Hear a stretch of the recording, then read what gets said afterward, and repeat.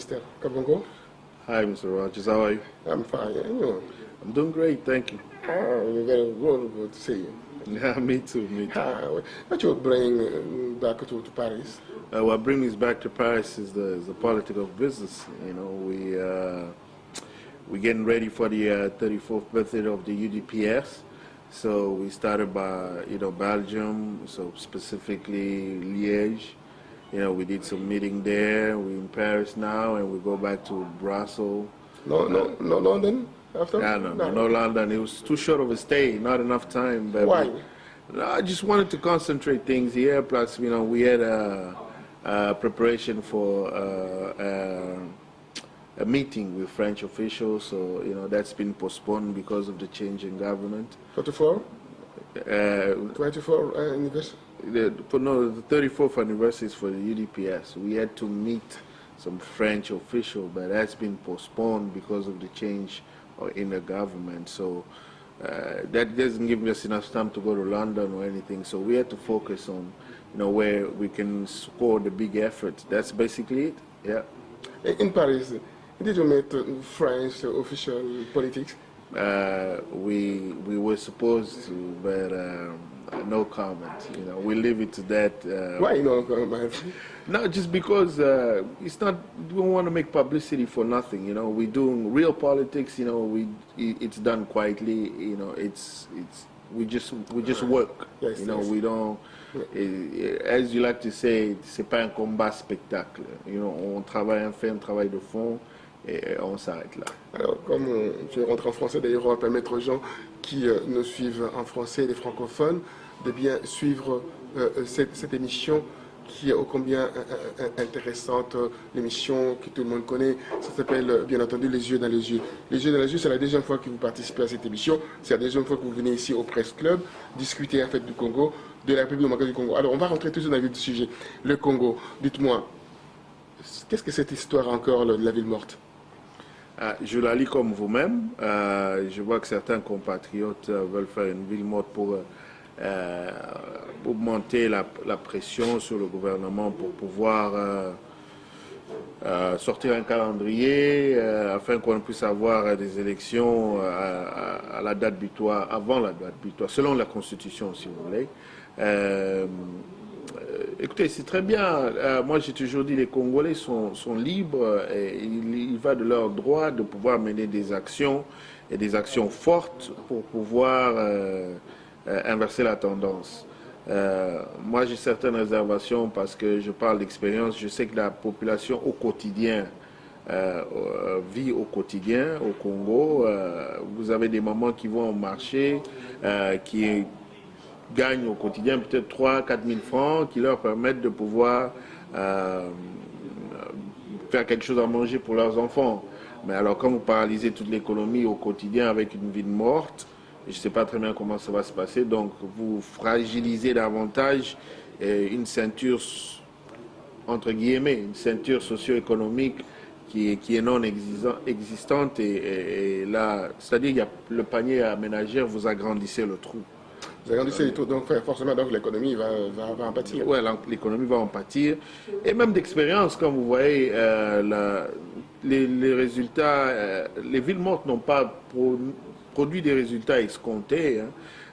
C'est plutôt des stratagèmes qui avaient été mis en place, comme lorsqu'on a refusé la démonétisation, le processus de démonétisation sur la Deuxième République. Ça avait des conséquences néfastes sur le régime en place, et les villes mortes, c'était des composantes, si vous voulez. Donc, moi, je n'opte pas pour multiplier des actions qui ne sont pas nécessairement productives pour le peuple qui est déjà paupérisé. Exactement. C'est la meilleure terminologie qui pouvait venir à l'esprit. Oui. La population paupérisée, comme notre ami Kabongo vient de le dire. Alors maintenant, il y a toujours cette option de dialogue que l'UDPS est en train de, bien entendu, de jouer avec cette carte brûlante. Oui, alors comment voyez-vous cette affaire? Est-ce qu'il y a l'irresponsabilité dans cela? Est-ce qu'il y a la connivence dans cette affaire? Est-ce qu'il y a les copinages? Est-ce que ça va permettre à Kabila d'aller vers le glissement? Parce que ça donnait des cartes à Kabila, cette histoire de dialogue. Vous savez, moi, je l'ai dit chez vous dans une autre émission, moi, je viens de l'école de pensée de Quincy Adams, qui était le 6e président américain. Et ce qui se passe chez nous aujourd'hui, c'est une guerre économique. Alors, Quincy Adams, il disait quoi? Il disait... In English. Oui, je vais faire la traduction, permettez-moi. Ce que vous avez aujourd'hui, ce qu'on vit d'abord au Congo, ça se rapproche de l'esclavagisme moderne. Parce que c'est une guerre économique. Vous voyez, le pillage de nos ressources sont d'un caractère économique. Vous voyez, et Quincy Adams disait ceci: The abolition of slavery is not only a question of moral ethics, but it's also a question of justice. And if justice, doing the right thing, means war, then war is welcome because we will be a better nation afterward. Vous comprenez? C'est très fort. Donc voilà, c'est très fort. Vous comprenez? Moi, je suis dans cette... Alors, il faudra l'expliquer d'ailleurs aux invités. Moi, je suis dans cette logique-là. Je me dis, le dialogue, c'est une compromission. D'expérience, aucun dialogue n'a amené quelque chose de bon pour le Congolais. Aucun. Qu'est-ce que ce dialogue-ci, à cette 26e heure, peut amener de bon pour le peuple congolais? Quoi? Pendant que Joseph Kabila a déjà clairement démontré qu'il n'a pas l'intention de quitter le pouvoir. Alors vous voulez dialoguer pour lui donner des béquilles? Ou vous pensez vraiment que vous pouvez vous engager dans une politique utopiste où vous dites ôte-toi pour que je m'y mette? Parce que c'est ce que j'ai l'impression qui est en train de se dérouler. Mais là, c'est vraiment preuve d'une naïveté incroyable. Alors, quand on regarde, pour continuer après, quand on regarde la feuille de route proposée par l'UDPS, par la famille Tshisekedi, c'est pas l'UDPS, par la famille Tshisekedi, ça montre bien, il y a des précédents là concernant ces problèmes qu'il y a eu en 2011. Pourquoi le jour où le peuple attendait que Tshisekedi fasse sortir la population, n'a pas pu faire. Aujourd'hui, il est en train de réclamer son impérium par rapport à ces dialogues. Est-ce que c'est le moment de le faire? Non, le dialogue n'est plus opportun en ce moment-ci. S'il y avait lieu de dialoguer, c'était en 2012. D'ailleurs, ça l'avait été proposé. Mais il avait refusé d'ailleurs. Oui, exactement. Ça l'avait été proposé par la communauté internationale. Si je ne m'abuse, l'Allemagne. L'Union européenne. L'Union européenne avait demandé et le président Etienne Tshisekedi avait été catégorique disant qu'il ne veut pas dialoguer. Tout ce que lui veut, c'est la restitution de son impérium, à juste raison parce qu'il avait gagné. Ouais. Bon, c'est pas sûr. Bon, voilà. Ça, je pas sûr. Non, mais c'est pas sûr parce que quand elle est partie, Albert Moleka est parti aux États-Unis, on avait posé la question gentiment. Apportez-nous les preuves où vous avez fait en fait la compilation de ce que vous avez récupéré comme récépissé de... D'accord. Je vous le conseille. Les récépissés de bureau de vote qui prouvaient que voilà, cet homme a été bien entendu plébiscité, a été élu, a été bien entendu voté massivement. D'accord. Ça n'a pas été prouvé. D'accord. Je vous le concède. Non, mais moi je dis... Je sais que ce sont des faits. Je suis conscient de ces faits. Est-ce que vous connaissez cette affaire? Très bien. Je la connais très bien. Très bien. C'est ce que je vous dis. Je vous concède cette argumentation-là parce qu'elle est correcte. Néanmoins, la question de fond est que le dialogue n'est plus important en ce moment-ci. Vous voyez? On ne va pas laisser écouler pratiquement toute une mandature, arriver presque à la fin d'une mandature et commencer à réclamer... Pratiquement 9 mois. À 9 mois, commencer à réclamer un dialogue qui est inopportun parce que celui qui est au pouvoir se dit, bon, il a écoulé tout ce temps, et bon, maintenant tu veux dialoguer, bon, allons-y, comme ça, on remet les compteurs à zéro. Ça bénéficie qui? Celui qui a conservé le pouvoir tout ce temps. Alors, on regarde aussi encore au niveau de la discussion, d'après les oreilles qu'on a placées au sein de proches de Kabila. Kabila veut à tout prix avoir Tshisekedi avec lui. Il a dit qu'il mettra les prix, il a mis les prix, c'est pour cela d'ailleurs les autres ses pavanes en costume croisé, machin, tout ça, etc., en achetant des villas à gauche et à droite, en construisant des maisons à Kinshasa, en ayant des vies extravagantes. Quelques mois après, avant, ils étaient presque expulsables de leur maison sociale. Mais comment on peut comprendre cela? Expulsables de leur maison sociale et aussi virés par leurs femmes d'ailleurs. Comment on peut expliquer cela? Je ne vais pas citer les noms, hein, ils vont se reconnaître. Moi, Monsieur Bongos, en tant qu'un homme d'État et un des leaders qui a des aspirations pour conduire ce peuple, je sais que ce qui irait important pour nous aujourd'hui, c'est de faire le contrepoids et de continuer à faire ce contrepoids que nous avons déjà établi. Nous sommes beaucoup fort avancés, beaucoup plus que les gens le pensent, vous savez. Et il y a une raison pourquoi ce dialogue ne tient pas. C'est parce que on travaille. Le deadline, c'est le 19 décembre 2016. À minuit, son mandat se termine par rapport vis-à-vis de la Constitution. Nous savons très bien que le régime en place, en l'occurrence conduit par M. Joseph Kabila, n'a pas l'intention de quitter le pouvoir. Les stratagèmes sont bel et bien clairs, qu'il n'y a pas cette volonté de quitter le pouvoir. Donc, par conséquent, nous, on doit s'organiser, comme je dis, avec des stratagèmes précis, costauds, une diplomatie secrète forte, comme ce que nous sommes en train de faire. Pareil ici, que vous ne voulez pas dire d'ailleurs. Bon, non, là, mes lèvres sont complètement cousues, rien ne sortira. Mais une diplomatie forte afin que nous puissions vraiment inverser la tendance d'une manière efficace et pouvoir alléger le poids que notre population subit déjà. Vous voyez, elle est vraiment paupérisée, vraiment, c'est triste quand vous voyez ce qui se passe vraiment. Mais Quai d'Orsay aujourd'hui, Fabius vient de partir, vient de dire au revoir, il remet les clés de la maison à l'ancien Premier ministre Jean-Marc Ayrault.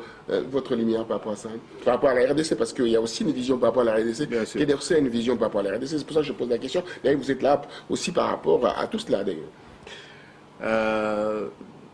Pas de commentaire. Pas de commentaire. Alors, dites-moi, comment on va faire avec cette histoire de dialogue? Terminons avec ça. Le dialogue est inopportun, même s'ils vont au dialogue. Je ne pense pas que le dialogue va changer quelque chose à ce moment-ci, puisque vous poussez l'enveloppe.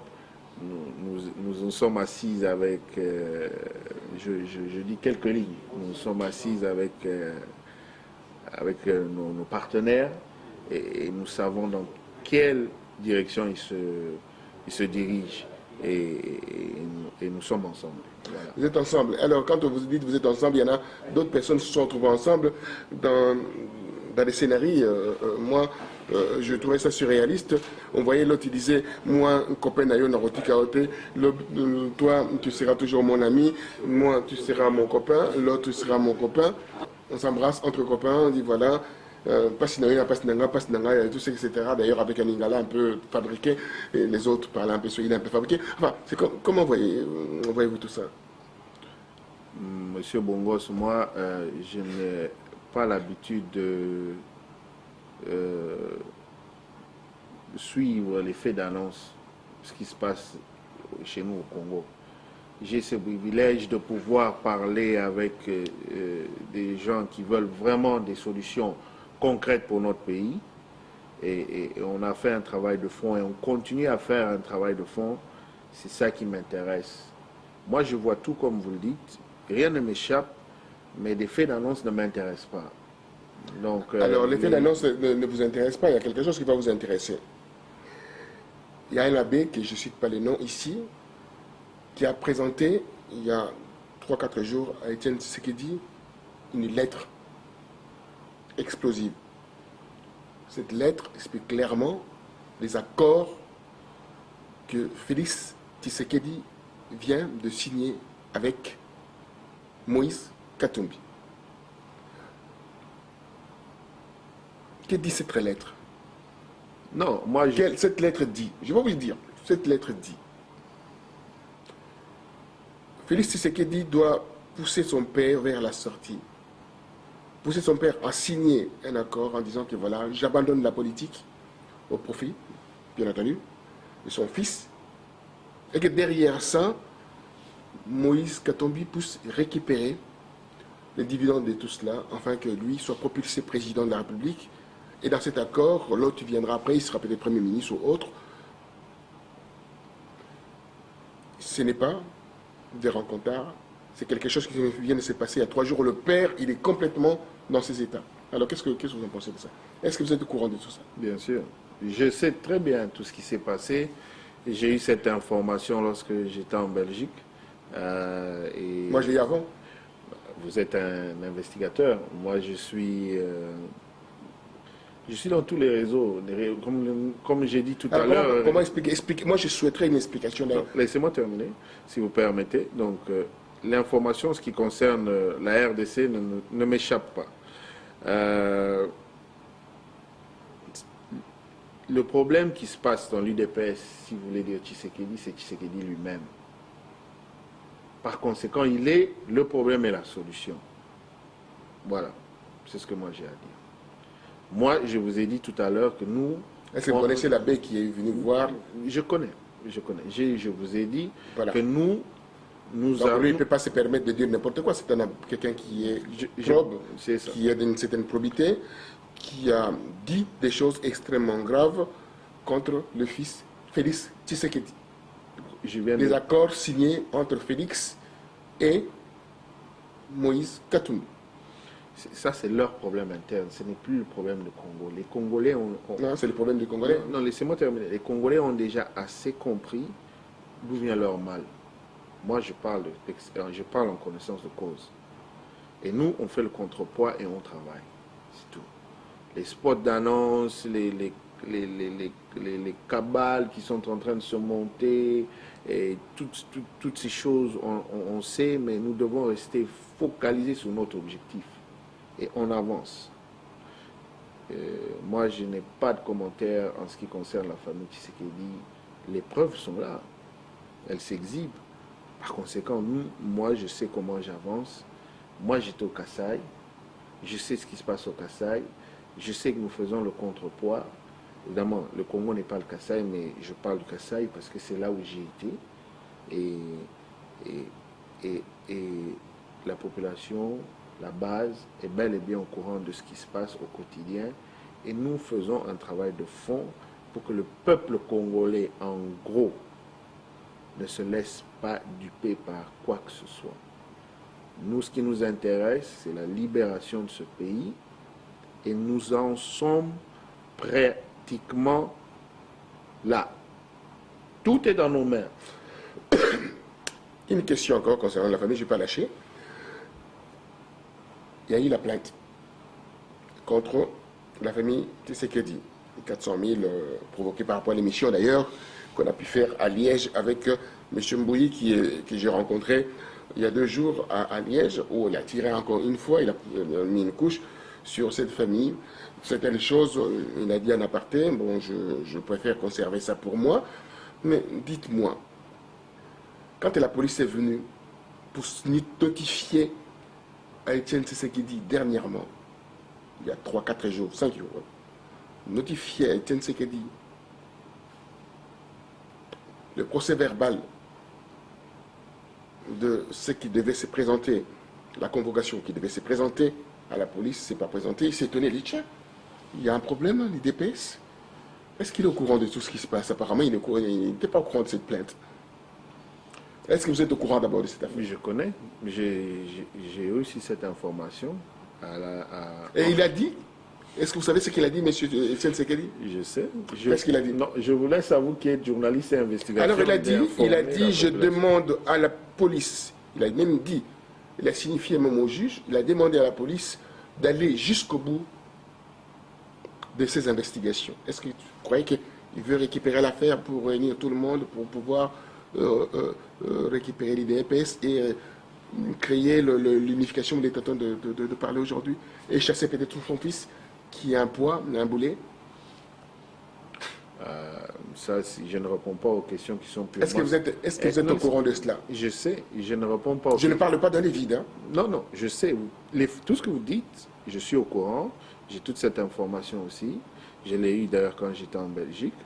Et je dis que moi, je ne réponds pas aux questions purement spéculatives. Je ne sais pas ce qu'il a dans la tête d'Etienne Tshisekedi.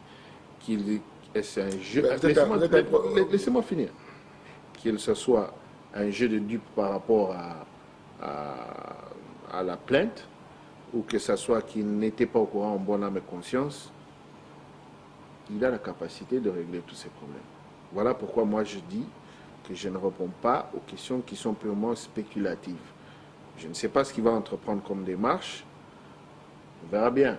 Néanmoins, nous sommes sur un chemin bien tracé. Alors, quel est le chemin? Expliquez-nous le chemin. Non, parce que moi, je ne comprends pas votre chemin. Expliquez-moi le chemin. Non, notre chemin, il est simple. Nous avons tout simplement compris que l'UDPS, la direction politique, avait failli. Et maintenant, il fallait proposer quelque chose de nouveau aux Congolais. C'est pour ça que vous organisez l'anniversaire là, du 34 le 34e a dit... C'est demain. C'est demain. Le 34e demain. Oui, le samedi 13. En fait, normalement, ça doit être le 15, mais puisque le 15 tombe un dimanche. Un dimanche où il y a tout le monde... dimanche, lundi. Oui, c'est dimanche, se trouve à l'église. Voilà, non, le lundi. Le 15, c'est lundi. Voilà. Donc c'est impossible. Voilà, on l'a mis vous venez du Canada, d'ailleurs, voilà. C'est impossible, d'ailleurs. Donc on l'a mis pour demain, le samedi. Et les dimanches, c'est pas possible non plus parce que les gens sont en adoration chez leur pasteur. Voilà, exactement. Et comme le peuple congolais adore prier aussi. Non, adore les pasteurs, pas prier. Voilà. Comme vous voulez, je vous le concède aussi, mais je pense que c'est les deux. Et bon, on l'a pour plusieurs raisons, on l'a mis demain. Et la réunion de demain est une réunion d'auto-critique, remise en cause. La question de professeur est comment on peut expliquer 34 ans de lutte sans accéder au pouvoir. Professeur, comme le professeur Capital l'a dit, c'est inconcevable. que vous êtes allé... 34 ans de lutte chez lui, d'ailleurs, vous êtes invité chez lui. Oui, c'est un Moukoulou, par contre, on dit chez nous. Donc, on a vraiment... Et j'ai été aussi avec toutes les honneurs. Donc, je salue sa femme, ses enfants. J'étais vraiment très touché. Vous voyez, le travail qu'on fait, ça paye. Quand vous avez des individus d'une telle posture, vous recevoir avec les honneurs que nous avons eus, c'est une parenthèse, évidemment, je tiens à lui rendre hommage. J'étais extrêmement touché et ça m'a fait, c'est allé droit à mon cœur. Donc je referme avec un bon repas, servi par son épouse. C'était très bien. Donc je referme cette parenthèse. Et donc, c'est ça le fond de cette rencontre. Et moi j'ai déjà proposé, la proposition, je l'ai faite déjà quand j'étais en Mojima, et j'ai dit que nous devions renouveler notre contrat social avec la population, leur faire comprendre que nous avions failli dans la direction politique, que tout ce que nous avons eu comme démarche ou ligne politique s'est achevé en 2011. Et par conséquent, depuis 2011, on ne propose rien. Et l'une des propositions qu'il faudra que nous fassions, c'est renouveler le pacte républicain avec la population. Comprendre que nous devons nous unir, dépasser toutes nos différences pour sauver la République. Parce que c'est la République qui est en danger. Sauver la République, moi je reviens encore. Aujourd'hui, pardonnez-moi, les gens ont essayé d'instrumentaliser aussi certaines choses. Mais ils n'ont pas pu d'ailleurs, Dieu merci, parce que la vérité est toujours là. Il disait que voilà, Roger Bongo c'est un peu tribaliste, et tout, etc. Mais je vois aujourd'hui les Balouba même tirent maintenant sur IDPS, tirent maintenant sur Etienne Tshisekedi. Cela montre quoi? Roger Bongo c'était un précurseur ou la vérité est là maintenant? Non, je pense que Roger Bongo ça avait été juste mal compris. Moi, je le dis vraiment avec fermeté et parce que je parle en connaissance de cause. Quand les gens ont compris le fond du message, ça a changé la donne. On a été le déclencheur. Oui, parce que ça part de Liège. Ouais. Là où on a fait l'interview avec le Jeune Bouy, c'est ça le déclencheur, au moins sur la place publique. Et oui, dans cette mesure-là, vous êtes un précurseur, puisque l'histoire, on ne la change pas. Mais cela a permis à certains qui pensaient qu'il y avait peut-être un sentiment tribal, que c'était juste une démarche de la vérité. Et ça a permis aux gens de vous comprendre, je pense. Voilà. Quand quelqu'un est bien entendu, bien ancré dans la tradition Luba, comme moi d'ailleurs, que je salue, que j'ai toujours protégé, et j'ai toujours salué, et j'ai toujours été, d'ailleurs, jusqu'à Chikapa. On en a parlé même hier de cette histoire de Chikapa, Dimacha, quand il était le grand patron à Chikapa, quand j'étais là d'ailleurs. Et je vois aujourd'hui ce qui est devenu Chikapa, je vois ce qui est devenu aujourd'hui Mbujimaï. Mais ces leaders-là, c'est pas Van Rocher avec des millions, mais leur ville natale, seulement rien. Comment on peut parler d'une population ou des populations que vous voulez protéger, et de l'autre côté, ces populations-là sont complètement paupérisées. Est-ce que vous aimez vraiment ces populations-là, ou vous utilisez ces populations pour l'utiliser? Vous avez été un Mbujimaï, qu'est-ce que vous avez remarqué là-bas? Le peuple kassaïen a déjà compris. A compris quoi? Où est la vérité? Voilà. Qu'est-ce que vous avez vu en Mbujimaï? Moi, je veux bien que vous fassiez votre témoignage sur la misère totale. La misère noire. La misère totale. J'ai vu des gens qui ont été expulsés, mis sur le train il y a 20 ans, qui vivent dans pire que du bétail, pire que des cochons. Et si vous allez à Chibobo, vous avez les larmes aux yeux. J'ai vu des gens qui m'ont connu parce que moi, je suis victime de ce refoulement. Ouais. Et j'ai eu cette grâce parce que mes parents avaient les moyens. J'ai pu m'exiler en Occident et faire mon chemin. À l'Afrique du Sud. Du Sud, et puis l'Amérique, en passant encore par l'Europe, un peu la Belgique, et puis le Canada. Et donc ce sont des gens que je connaissais personnellement, certains, que je voyais au Katanga quand j'étais jeune. Mais je ne les ai pas reconnus. Et ils ont commencé à m'expliquer l'histoire. Ils étaient réconfortés de me voir. Et ça m'a fait peur. Ils ont compris qu'ils n'étaient pas abandonnés. Qu'il y avait quelqu'un, un de leurs, qui a connu les mêmes tragédies qu'eux et qui peuvent les défendre demain. Ça m'a réconforté. Et évidemment, ceux qui sont restés au Kasaï, qui ont toujours été marginalisés, sont encore plus marginalisés. Mbujimaï, c'est un village. Et c'est triste. Je n'aime pas beaucoup en parler parce que ça me révolte internellement. Il faut en parler dans le sens où, parce que les gens veulent instrumenter les choses, ils ne veulent pas voir la vérité en face, ils ne veulent pas voir ce qui se passe réellement. Quand on a un leader à la tête d'un mouvement, il faut commencer d'abord balayer devant sa maison. Mais ça, c'est typique de tous les leaders congolais. Mobutu n'a rien laissé à l'Équateur. Tshisekedi ne laisse rien au Kasaï. Donc voilà. Mais j'ai dit, le peuple kassaïen a déjà compris. Donc voilà, c'est ce que je dis. Alors maintenant, l'avenir. Pour nos enfants, pour la RDC, qu'est-ce qu'on attend? L'article 64 ou le soulèvement populaire, enfin, qui englobe l'article 64, enfin, l'ensemble.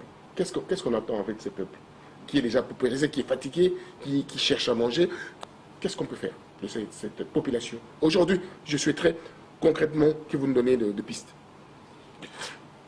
La diaspora a un très grand rôle à jouer.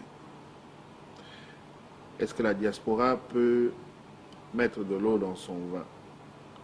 Comprendre. De toute façon, c'est une petite élite qui va toujours mener les choses. Comprendre que en se mettant ensemble, en envalant leur ego, on peut être un mouvement catalyseur. Certains de la diaspora, comme moi, ont eu la chance de pouvoir aller au pays, poser certaines pierres angulaires et qui payent des fruits. Certains n'ont pas eu cette chance, néanmoins ils sont avancés dans certains dans différents secteurs. Donc c'est question de se fédérer avec ceux qui ont encore l'espoir au pays et de pouvoir parler d'une même voix. C'est tout. Et la voix, aujourd'hui, c'est de rester serein. Vous savez, moi, j'ai vu la révolution sud-africaine. Je l'ai vécue de mes yeux. Quand Mandela est sorti de prison, les tensions qu'il y avait avant qu'il sorte de prison et les tensions qui ont suivi jusqu'à ce qu'ils aillent aux élections. Il y avait toutes sortes de stratagèmes. Mais un leader, c'est quelqu'un qui reste serein. Le peuple congolais a besoin de sérénité. On multiplie les stratagèmes devant et vous voyez les gens se perdent. Aujourd'hui c'est le dialogue, demain on jette des cartes comme ça. Là. Et les gens qui ne sont pas sereins ont tendance, oui, on veut faire les 1000 villes mortes, on veut faire ceci, mais il n'y a pas une action réfléchie et continue. D'abord, c'est la sérénité. Le peuple doit rester serein puisqu'il est du bon côté. Il y a une constitution qui a une date butoir. Ça c'est des 1. Il y a un article qui donne l'occasion à ce peuple de pouvoir se manifester, s'opposer à quelqu'un s'il veut résister, se pérenniser au pouvoir. Et il y a aussi la diplomatie secrète. Les choses que nous faisons, que nous avons appris qu'il ne faut pas révéler au grand jour. Parce que le problème du Congo n'est pas seulement un problème des Congolais, c'est un problème international. Par conséquent, la solution est interne et externe. Mais il faut avoir cette humilité de pouvoir reconnaître que il faut se mettre ensemble par rapport à une idéologie et non se mettre ensemble en groupe de copains, comme vous avez dit, et véhiculer le message de cette manière. D'ailleurs, l'Occident n'attend que ça. L'Occident n'attend que ça. Alors, quelle est votre feuille de route pour entrer en fait dans le même discours qu'il dépasse? Quelle est votre feuille de route? La mienne, elle est simple, je viens de la décrire. Je ne peux pas rentrer dans plusieurs détails parce que tout simplement, c'est encore sensible. Mais la mienne, elle est simple. C'est seulement, c'est le fédéralisme. C'est de pouvoir être en mesure de fédérer plusieurs différentes tendances. La solution du Congo aujourd'hui à ce jour ne viendra pas d'un parti politique seul. Il vient des Congolais de différentes factions, mais qui partagent un idéal commun qui est le pacte républicain, défendre la nation, défendre la République, puisque c'est la République qui est en danger. Défendre, parce que vous ne pouvez pas protéger la population si vous ne protégez pas la République. Donc, défendre la République, se regrouper autour de cet idéal du pacte républicain, et ensuite, il y a des composantes. Comment on va avancer? Comment on va avancer? Alors, on va avancer vers la fin de notre mission. Je tenais à m'excuser devant les amis téléspectateurs par rapport à ma voix qui est en rôle, parce que je suis grippé, je quitte les pays là, je pars à Londres, je reviens à Paris, je pars à Bruxelles, je pars à Bruxelles, je pars en Afrique centrale, Centrafrique, je reviens, donc forcément, changement de climat, changement de température, forcément j'attrape la grippe. Mes excuses par rapport à ma voix. Pour partir, vous avez une rencontre demain. Vous allez parler de quoi? Ah non, moi je ne parle pas demain. Moi, à moins que je sois un invité surprise, on me donne le micro, mais je ne parle pas. Moi, demain, je ne fais pas de discours. C'est ce que je voulais dire par là. Mais je compose avec tout le monde, on partage et on échange. Et je vais marteler ce que je viens de marteler. Et à la fin de cette réunion, on devrait sortir un consensus de la direction qu'on prend. Les ingrédients sont là, il faut juste les aligner. Vous rentrez dimanche au Canada. Dans vos bagages, vous allez rentrer avec quoi? Avec quelle réflexion par rapport à ça? Vous avez déjà votre idée là-dessus? Non, moi, déjà, on n'est pas dimanche. On est vendredi. Vous allez rentrer dimanche, bien entendu, mais il y a quand même une réflexion, une projection. Moi, je projette déjà des choses. D'accord, c'est ce que je dis. Mais au niveau où je suis déjà, 3/4 de ce que je voulais atteindre est déjà fait. Donc, je suis déjà content. Très content. Alors, on est content. Si vous êtes content, la République est contente et tout le monde est content. Mais moi, j'ai un pincement au cœur. par rapport à ce que je suis en train de faire comme mission. Les Congos seront contents de vous par rapport à quoi? Les Congolais. Ils seront contents de vous par rapport à quoi? Les Congolais doivent être contents parce que ils doivent savoir qu'il y a des fils du pays qui travaillent extrêmement fort. Enfin, c'est vrai que vous avez quitté le Canada. Non, oubliez la distance. Mais la distance aussi, ça compte. Parce qu'avant, on ne se déplaçait pas pour le Congo. D'accord. Oubliez la distance. On ne se déplaçait pas pour le Congo. Je suis d'accord avec vous, je vous le concède. Mais oubliez la distance, mais par rapport au travail que nous sommes en train de faire. Les Congolais, vous savez, moi, je ne fais jamais un combat spectacle. Je ne suis pas dans cette logique. Moi, je fais un travail de fond. Moi, je fais la réelle politique. J'aime d'ailleurs passer inaperçu. Mais ça devient difficile récemment, mais néanmoins, c'est le travail que nous sommes en train de faire. Nous sommes en train réellement d'inverser la tendance. Nous y sommes. Les Congolais devraient se réconforter de ça. Mais l'épreuve finale, elle se résume en un seul mot. C'est le consensus. Pour qu'on puisse inverser la tendance. Les ingrédients sont là. Les ingrédients sont là. Alors maintenant, un appel. On a commencé en anglais, on va terminer en anglais. Et puis après, on dit au revoir en français. Un mot quand même à la communauté internationale qui parle maintenant l'anglais. Même aujourd'hui, quand je suis invité au Quai d'Orsay, il y a des discours souvent en anglais. Et je suis même étonné quand on fait la promotion de la francophonie. Un mot à la communauté internationale par rapport aux dangers qui guettent la RDC d'ici la fin de cette année. Quand même, il y a des choses. On voit les prémices avec le Burundi, etc. Mais il y a les modèles qu'on peut adopter aujourd'hui, le modèle de la Centrafrique, peut-être, voilà, transition, et puis après, transition sans Kabila, je parle. Et après, on va vers les élections, même si des élections bancales, mais des élections minces. La transition sans Kabila, qu'est-ce que vous en pensez de ça? Et puis, vous direz un mot en anglais et puis en français pour partir. C'est bien, la transition sans Kabila, c'est bien. Mais Kabila n'a pas l'intention de quitter le pouvoir, excusez-moi. Donc, il faut d'abord arriver à le faire partir, et ensuite, on peut parler de la transition. C'est pour ça que je parle l'appel. Cet appel aussi. Voilà. D'accord. Moi, what I would say to the international community is not to let up. We are grateful for the help in terms of partnership that they have put on the table. Our success is their success.